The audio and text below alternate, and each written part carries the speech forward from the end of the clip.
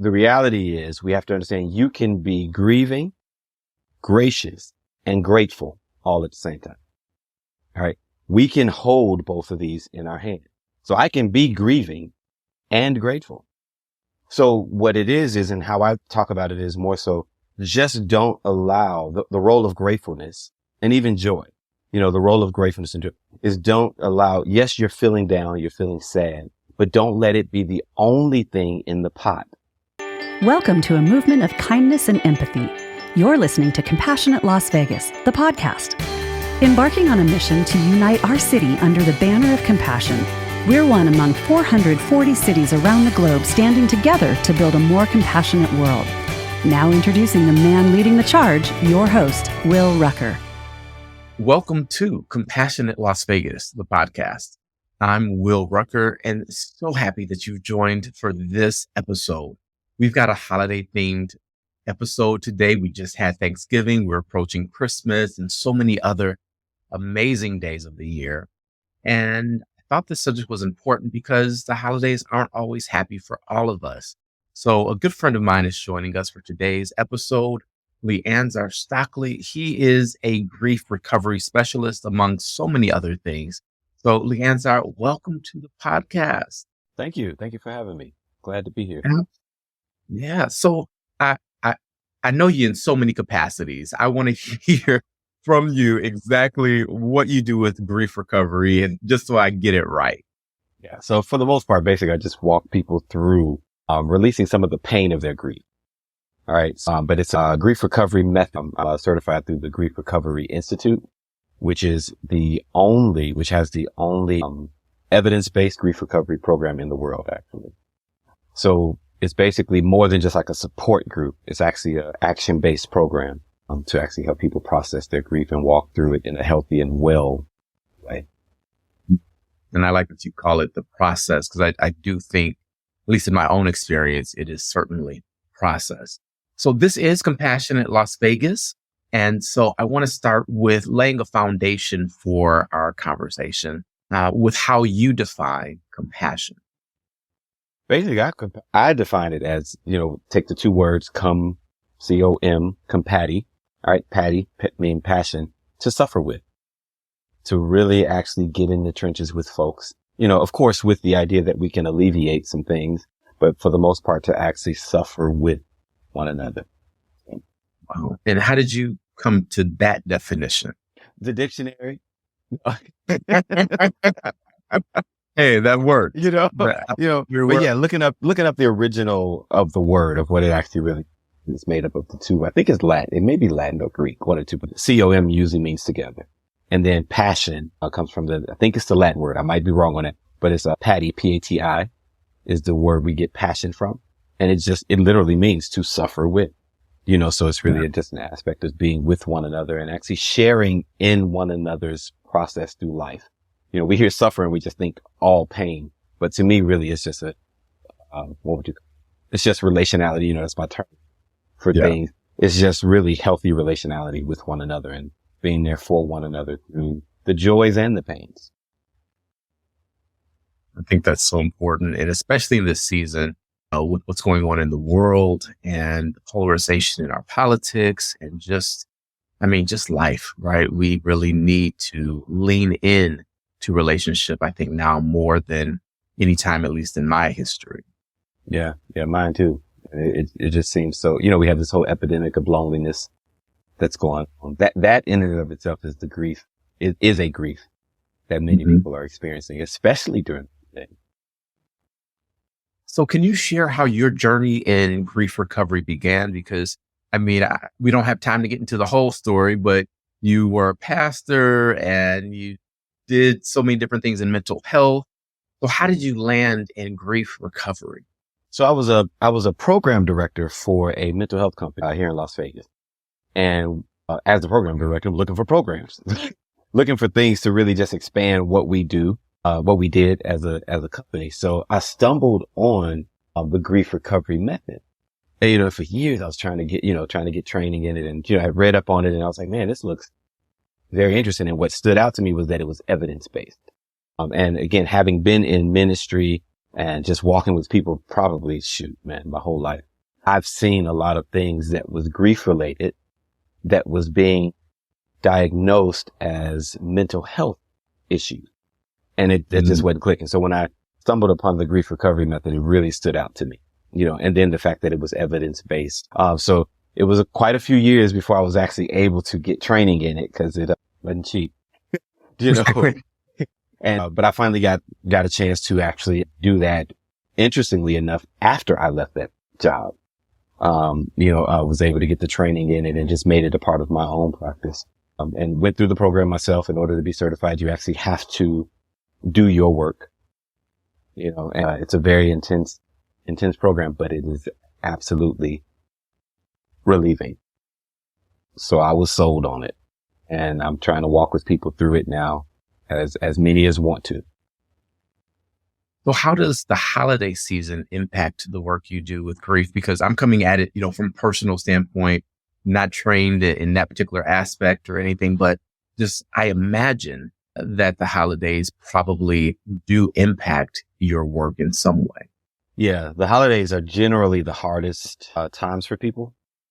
Just because, generally around our holidays, when we think, hey, get with family, it's supposed to be the festive times and, so some kind of way that just weighs on people's hearts. Even if there's people who normally didn't celebrate holidays very much, it's something about the holidays, and we still haven't really fully put our finger on it, but I think it's just because it's the time when everyone generally comes together and everyone's generally happy, or that's the thought. That's what we generally expect. So it has impacted, me. I think that the grief groups, all of my grief groups that I'm running, they mention more so around the holidays is when they think of particularly those who have lost loved ones. All right. Because grief is not just someone has died, but particularly those that have lost someone around these times, they're thinking a lot heavier, missing that person at the dinner table.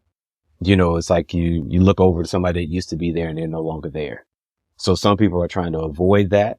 And then some people are experiencing it and then they're not knowing what to do after that. So this is I would say an uptick time, when there's a lot of people really kind of suffering through this grief. I do audio groups and video groups and different things like that. And the commentary coming from a lot of my group members is that this is the hardest of the year. This along with like special holidays like birthdays or, different things like that. Those, what do you call those? Like those pivotal moments, hallmark moments. So are there strategies or particular techniques that you can share for anyone listening or watching that's like, yeah, it's my first Thanksgiving without my mom. It's my first Thanksgiving as someone who's ended a marital relationship, or heck, it's my first Thanksgiving as someone that lost my best friend. We're not friends anymore. I cut that person up. We always talk about that. What techniques do you have? I think the number one thing, and we generally don't do this well. We think we do this well as a society, but we don't. The number one thing is to actually feel your emotion. To actually feel what you feel about it. We live in a society where everybody's trying to suppress it.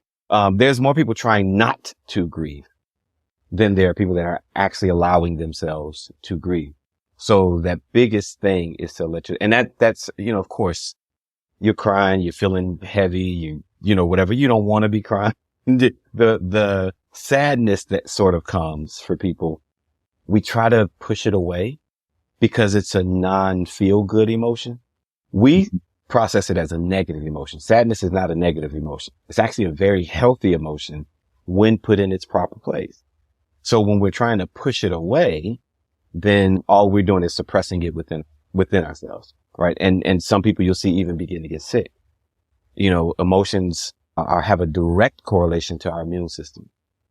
All right. So when we suppress them and don't express them and don't actually feel them and try to push them away, we do ourselves a greater disservice and maybe in some senses increase the grief. So that number one thing is to actually allow yourself to feel what you feel and to be okay with it. Now, again, some of this sounds very, rock in a hard place or catch-22. It's like, because like, oh, you mean tell me I need to feel this? Yeah, you do. Like, let it and be okay with it. Don't judge it. We judge ourselves. All right. Understand that it's okay to be sad. All right. Those kind of things, even during the holiday, it's okay to actually be sad. Everybody wants you to be happy. Everybody wants you to be festive. Everybody wants you to come over so they can cheer you up, but the truth is that often makes people feel worse. So it's basically feeling the emotions, allowing yourself to actually process them, give yourself permission to shift some things around. Now there's a lot of, sometimes we say if you don't have to cancel your holidays, don't. But if it's just that heavy for you, feel free to tell people I need to bow out this year. Generally we don't want you to do that because we want you to kind of keep what you normally would be doing and be okay to go even if you're sad. But we worry about being the Debbie Downer at the holiday or at the whatever it is that we're doing. So if it's just too heavy, then be okay with bowing out, letting your people know that you need to bow out, or just shift it a little bit. Another thing is to kind of prepare yourself for, what would you call it? Kind of preparing yourself for certain things. So say, for instance, dad used to be the one to cut the turkey. All right. Let's have that conversation up front before we get to that part of the dinner that dad is going to be the one cutting the turkey. And that sounds odd to actually have that conversation because we know, oh, well, obviously he's not here, but to actually have that conversation there, and we know who's going to cut it. All right. Wow. So some of those things is just sort of kind of thinking practically and kind of setting yourself up to be able to be supported during that time. That's the other thing, is to make sure that you have supportive people around you. So for the people that are supporting the person that's grieving or people that are grieving, what can they do? How can they best support? Because of course the natural inclination is, hey, want to cheer you up, like you mentioned, right? And sometimes it's just uncomfortable to sit with someone who is suffering. Often we do have the tendency to turn away or, want to just alleviate it. Maybe it's well-intentioned, compassion to alleviate that suffering. But what can we do that's a healthy way to support, particularly for someone who is grieving a new or recent loss? There's a couple of things back then. I actually posted something the other day about it. One, understand that it's okay for that person to be sad. Same thing for the person to understand. Understand it's okay for them to be sad. Oftentimes we try to cheer people up because it makes us uncomfortable. All right. So it's like, let them be how they are. Two, ask them what might feel good for them during this holiday. Like what might actually work for them to help them navigate through this thing. Let them lead. Okay. Because generally speaking, we want to force ourselves on them and force them to fall into the way, whatever that way is. So it's actually let them lead. Don't criticize how they're handling the holiday. All right. Because again, emotions, when you're grieving, they can be all over the place. You can be happy one moment and then the next moment, just the smallest little thing, a color, a gift, a sound, a song could just, kind of activate them in a way that just brings on a heavy sense of sadness. And the other thing is, one of the huge things that I always say is check your foundation. There's so many myths centered around grief that we just spew it out of our mouth and don't even realize that we're saying it. Things like be strong. All right. What does that even mean? Be strong. Don't replace the loss. Keep busy. Grieve alone. It's like we all of these things, kind of being mindful of the language that we're using, around it. We're famous for, the Lord giveth and the Lord taketh away, and there's so many things that we say that are unhelpful to a grieving person. And so it's really just kind of checking our foundation. You don't have to walk on eggshells, but at the same token, think about what would you wouldn't want some of this stuff said to you if you, especially recently, have just lost a friend, a family member, or, whatever whoever you've lost or dealing in grief with, kind of taking that into consideration and just thinking about that. But if we get the myths in our head, the be strong or whatever, then you won't expect them to have to be strong. All right. Just let them be human. All right. And actually experience what they're experiencing during that particular time. That's just a couple of things I think, that we can kind of really do. It's really showing up with compassion, not sympathy. Showing up with compassion with them, not just feeling sorry for them. Cause like I said, oftentimes that whole feeling sorry thing is really more so about you. You're uncomfortable with non-feel good emotion. So you want to kind of oh, I just feel bad for them. I'm sorry for your loss is what we generally say, you know. So it's just really being with them and being whatever support that they, letting them lead. You've made a couple key distinctions, and I don't know that I addressed like the first one between the negative emotion and, you know, pain, right? But then the distinction between compassion and sympathy, I think, is also really important. Can you speak a little bit more to both of those areas? Why are difficult or challenging or sad, or I don't know the right terminology, those emotions that we tend to avoid, how can they be healthier for us? And then what's the difference with compassion and sympathy and all of that? Mm-hmm. So one of the main things with, even with the grief recovery method, the aim of going through the program for grief recovery is not to make you never have emotion. It's not so that you're never sad again, right? Because again, sadness is a healthy emotion. It's so that you're no longer carrying around the pain of grief. That pain is that totally debilitating, oftentimes, that debilitating ability to move. We're moving into depression, like true depression, no longer have a joy for life, or any thought of the person that we've lost. It comes with a painful. It's more of a distressing memory. And that can be the good times or the bad times. Like it's just distressing and kind of the easiest way to explain it is just it's debilitating to it. And we're almost tormented with it. So very different than just feeling sad about something and just, you know, looking at a situation. Oh man, this is so sad that this has happened. And as I said, sadness is a very healthy thing. That's a very healthy emotion. The cat gets run over by the bus. You're not laughing. You know, so it's like we just have the appropriate, emotional aspects to that. So with grief recovery method, it's about releasing the pain. One of the main things to understand is even too with grief, the pain, not just sadness, because sadness is going to happen. You lose someone you love. We're sad, right? It's like the flip. You sign up for love. You sign up for grief. All right. We're only sad because we love. We're grieving because we loved. All right. But that doesn't have to be in pain for the whole, now that this person is gone forever. Right. So it's releasing that. And oftentimes with grief, we try to process it intellectually, but it's an emotional process. All right. And oftentimes we find almost 99% of the times when people are carrying around the pain of grief, it's undelivered emotional communication.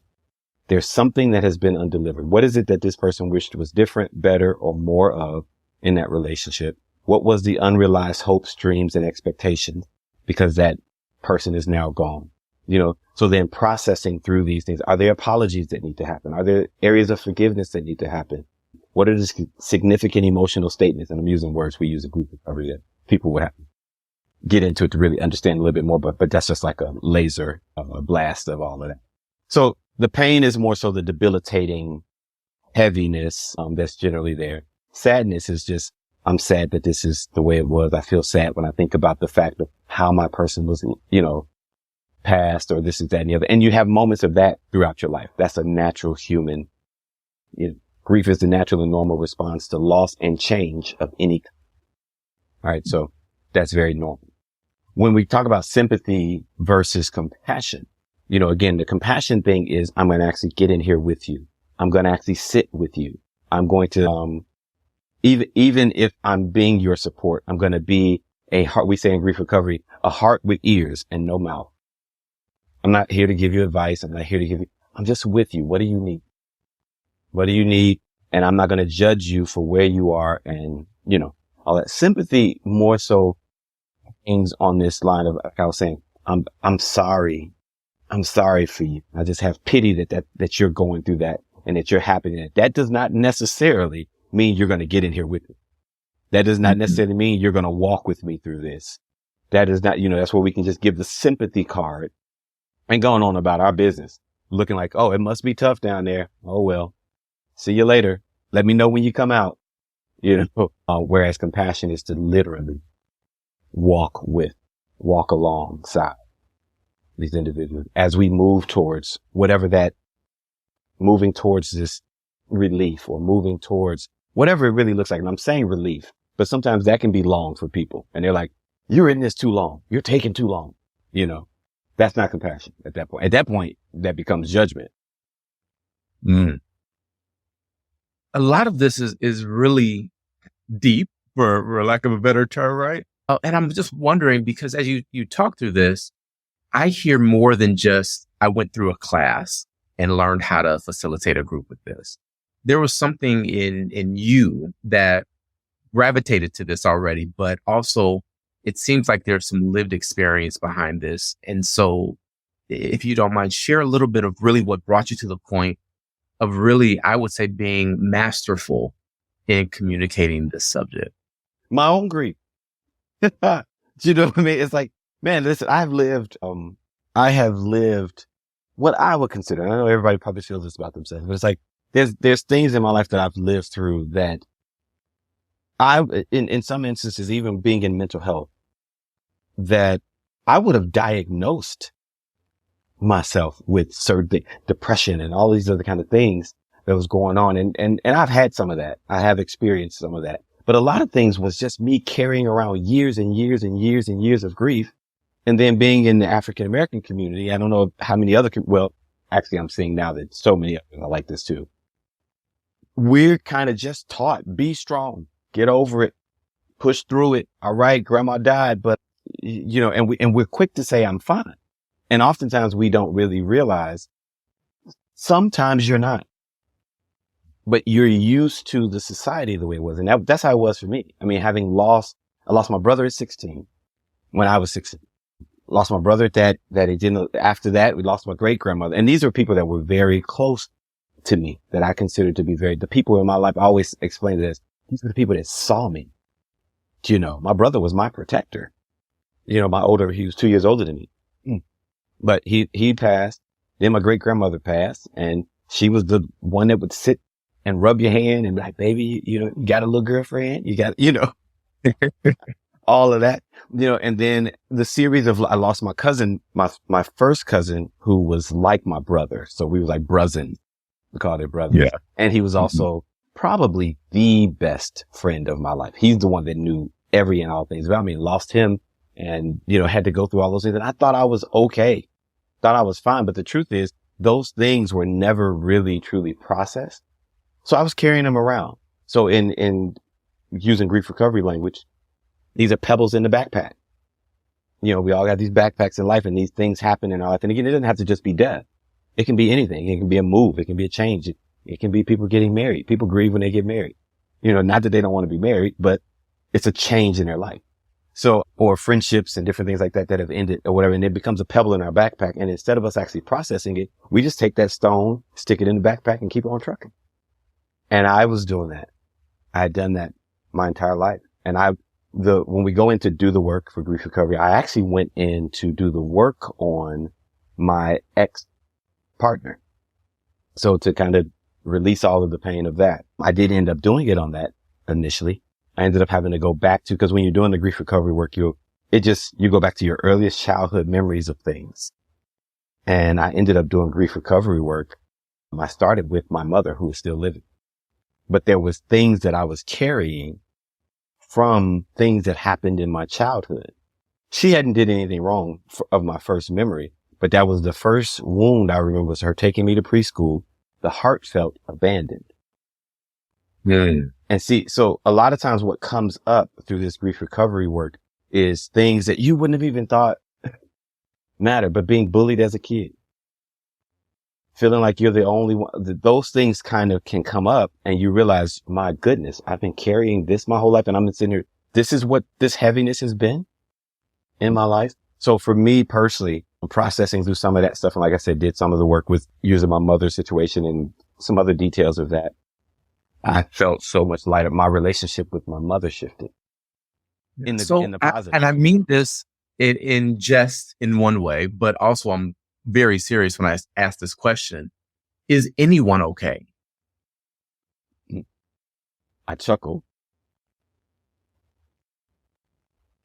because honestly, I would say I'll say it this way. We all could benefit from grief recovery. Yeah. That's a very diplomatic way to say that. Because, you know, what I really wanted to say was, no, No. But we're okay. Like, we're okay, but we're not okay. Like, it's like there are things that, like I said, like we use the backpack method. There's things that I'm seeing, at least in my experience in the field and even in the grief recovery work. There's a lot of us that's carrying around a lot of stuff and we don't. We're okay in the sense that we're functioning and we look like we're fine. But as I stated, I think we all can benefit from, we're impacted by this world we live in. And again, we're some tough cookies. So we just kind of keep it pushing. We keep it going. And, kudos to folks that could do that. But at the same time, to be our healthiest and even quote unquote lightest selves, meaning not carrying around all these heavy weights, we all could benefit. In the spirit of the season, how can joy and gratitude help with the process of grief?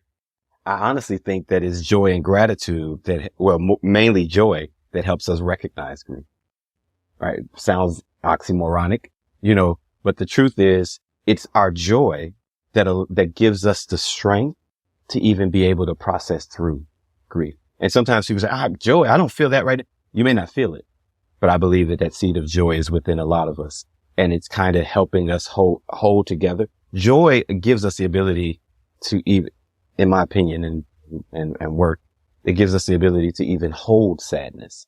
They work together, in some sense, almost kind of like two sides of the same coin. Like, how it said that, when you sign up for love, you sign up for grief. It's like, we only sad about things that we love. So they sort of live in the same room. There's that joy that you have of your loved one, but also I feel sad that they're no longer here with me. But I'm only feeling sad because I had some type of relationship with them that probably gave me joy, but even still tapping into gratitude. There's profound research and science behind the role of gratitude in our lives during this time. Now, what I do see people doing though with gratitude is we try to use gratitude as a blanket or as a rug to cover up sadness. We have to understand that's an ill use of it. That's almost like toxic positivity. All right. So the reality is we have to understand you can be grieving, gracious, and grateful all at the same time. All right. We can hold both of these in our hand. So I can be grieving and grateful. So what it is, and how I talk about it is more so just don't allow the role of gratefulness and even joy. The role of gratefulness and joy is don't allow, yes, you're feeling down, you're feeling sad, but don't let it be the only thing in the pot. There's still some things funny. There's still some things that you can pull joy from. There's still something within you to be able to go and serve someone else. All right. So, but when you only allow the sadness, the tears, the grief to be the only thing in the mix, the only thing in the pot, you'll be consumed by it. So it's just still taking time to recognize the beauty of the flowers, taking time to be grateful for those who are trying to show up for you, taking time to be grateful for your life. These tremendously help us. And like I said, I didn't go too deep into it, but even just mentally with our mental well-being, overall well-being. So, and that is the hope too, is that although I'm grieving, it's not the only thing in the room. So as a whole individual, I want to acknowledge everything in the room. Well, I think that's a fantastic place to pause the conversation, because I'm definitely going to have you back because there's so much more to get into. How do folks get in contact with you? I do want you to talk about Relationality, your book. Give us the spiel. So do that first. There's the Relationality. There's the book. Relationality is that's my baby. All of the work that I do, I coin under Relationality. So as my background, of course, I do counseling and coaching and stuff like that. So I do relationships, spirituality, and mental health. And all of that I coin under just Relationality because it's all connected to me. And wait a minute, was that a hardcover? This one is a hardcover. Yeah. How come I don't have a hardcover? Now, I'm not walking around with the paperback. Oh, all right. Yeah. But yeah, this one is the hardcover version of it. And, but yeah, so this is the book that just really hones in on our relationships as human beings, just period. And I personally think, I read it, but I personally think that it is a gem for connecting us, because our relationships are remember I said earlier, one of the myths of grief is to grieve alone, but it's ultimately our relationships that help us actually navigate through grief. Right. So this is not about grief, but it's about really sharpening and honing our relationships and tapping into our identity as love beings and relational beings. But people can get that book at my website, generally, www.LeAnzarStockley.com. And they can reach out to me through there. There's links in there to be able to connect with me if they want to have conversations, and also see the work that I do under my company, Soul Society 61, is where I do the counseling and coaching, speaking and clergy, and all of those other little, and groups. All of those are outlined on the website at LeAnzarStockley.com, LeAnzarStockley.com. Yeah. Well, thank you so much for joining the podcast. It's always a privilege as well as a pleasure to have time to talk with you. This has been Compassionate Las Vegas, the podcast. I'm Will Rucker. And as I always remind you, you are not just a drop in the ocean. You are the entire ocean in a drop. And what you do matters. So live compassionately. I'll see you next time.